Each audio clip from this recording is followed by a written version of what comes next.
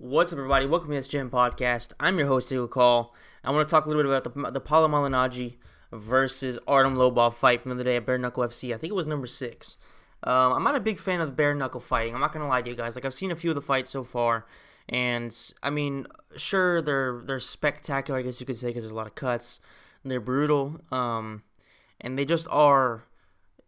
I guess they have that entertainment value in the sense that you know that these guys are going to be extremely battered come the end of the fight. But at the end of the day, for me personally, that doesn't really attract me. Like a lot of the fighters, well, for the most part, all the fighters that they have in there, and this is with all due respect, they aren't exactly great fighters. Like none of them have really done anything in the UFC when it comes to MMA fighters, and I think Paulie Malignaggi was by far the most successful fighter in his respective discipline, in his respective sport, among all the people that have fought in Bare Knuckle FC. So unless they start bringing in some more talented people and they start bringing in true, legit, elite fighters, then I think Bare Knuckle fight is always going to be one of those things that's like kind of interesting whenever there's like a grudge match, like of course Artem versus Paulie was. But at the end of the day, like who really wants to spend money on that type of fight? I mean, like realistically, like if you did spend money to watch that, then shame on you. Now I don't know how much it cost. I will say that I don't know how much it cost. I probably should have looked that up, but too late now. So I mean, I don't know if it was $60. I don't know if it was $10. I guess if it was like $5 to $10, then maybe I can accept it or I can understand you doing it. But if it was anything more than that, I kind of have to question your intelligence, to be completely honest with you. Like, because I mean, coming in this, there was a retired fighter in Paulie Malignaggi who hasn't boxed in I don't know how many years now. He hasn't been active, of course, which means coming into this, he was going to be maybe a favorite in some ways, but definitely the underdog in a lot. Because, of course, Artem, say what you want about Artem, but he is very active. He is in shape, and he does come to fight every single time every time he signs a contract. So he might not be the best fighter in the world. He is the GOAT, but he's not the best. But he is definitely, undeniably, a very, very tough individual. So it was always going to be a tough matchup for Paulie, who, having been out for so long, of course, maybe he's doing some sparring and stuff like that, but there's a difference between sparring and actual fighting. So I always thought that Artem was probably going to have the advantage there, especially because Artem does have the advantage in the clinch, having, of course, a background in mixed martial arts, which means he has a lot of work he has a lot of experience, whether it's wrestling or in the clinch, but just the grappling in general. He knows how to use his body weight, and he was always going to have a big advantage over Paulie in that position. The big question was, is Paulie's movement still good enough to keep him out of danger and stay away from Artem, who doesn't have pretty much a reach whatsoever. He's got extremely short arms, so Paulie technically could have been able to just jab him a little bit and stick and move. Unfortunately for Paulie, he has some of the most fragile hands in combat sports. So, of course, he broke it, or at least he did a lot of damage to it pretty early on and was unable to throw it for the rest of the fight. I think it was his jab hand, actually, so that made it even worse. So, I mean, of course, it was never really going to be a great fight. Like, whoever won, it wasn't going to be a great fight. It was more a matter of the trash talking and a matter of the whole build-up. Like, if Paulie would have won this fight, then there would have been a chance of him fighting Conor McGregor, as weird as that might sound. If he'd have fought Conor, then he would have gotten absolutely destroyed. But if he'd have won, then he definitely would have gotten that fight, I think, eventually. Maybe not soon, maybe not, immediately, but he definitely would have gotten the fight sometime down the line, whether it was with McGregor Promotions, or whatever it's called, McGregor and Sports and something Promotions, or whether it had been with bare knuckle fighting, which I don't think Conor would ever do.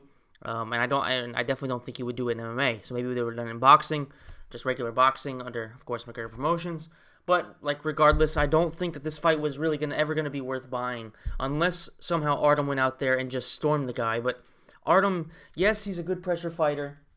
And I guess good is kind of a big word, but he is capable of doing that type of style, which is what he did in the last 3 rounds, which is the rounds, of course, that won him the fight. But Paulie, say what you want, he does still have some pretty good movement. Like, there were some moments in the fight where he did show some pretty good head movement, and he was dodging a lot of those strikes pretty nicely. So I will give him credit for that.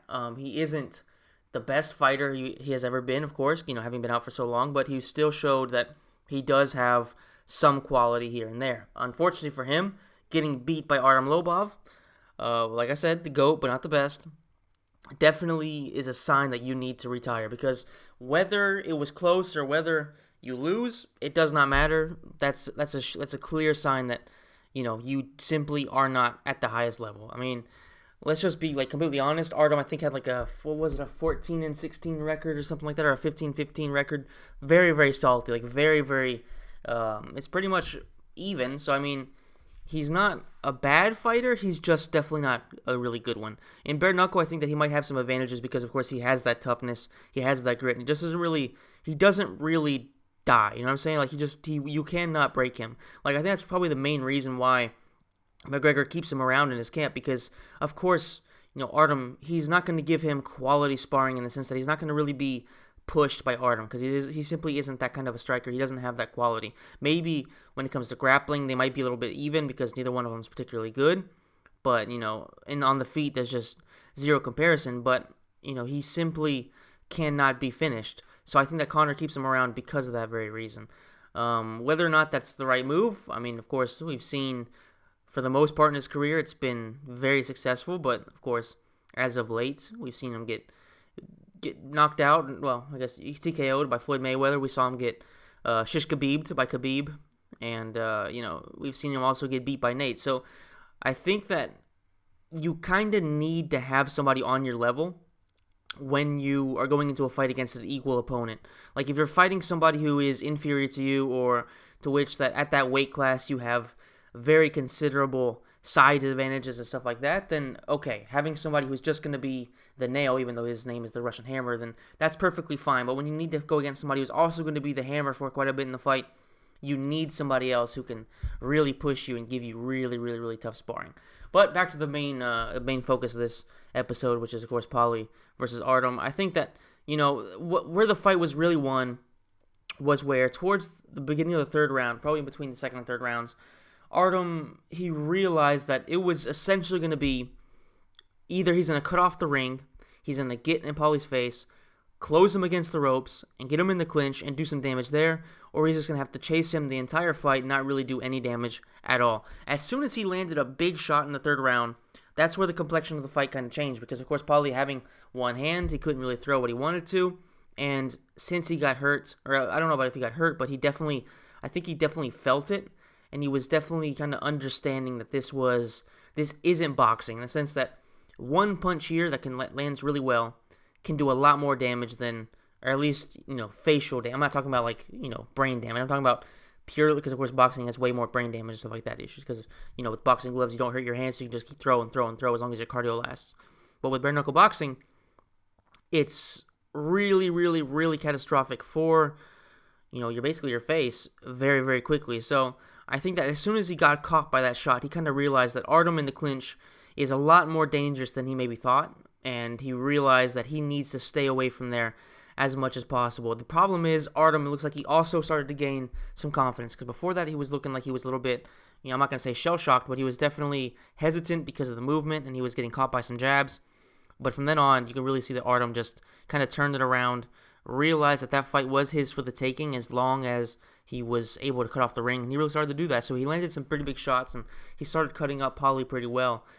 He damaged him quite a bit, and I would say that coming into the fifth round, they were definitely even. I think that on points, of course, they were even, but if you look at the amount of damage scored, then it was definitely in favor of Artem.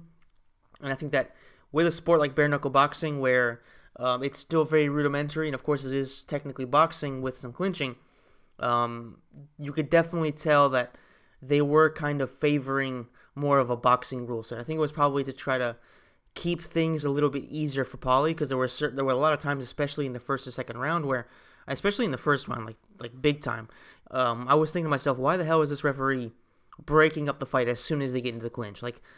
In boxing, I think they give you 2 or 3 seconds, at most, unless you get tied up brutally, very early on. But that shouldn't happen in bare knuckle boxing, because the clinch is supposed to be 100% legal.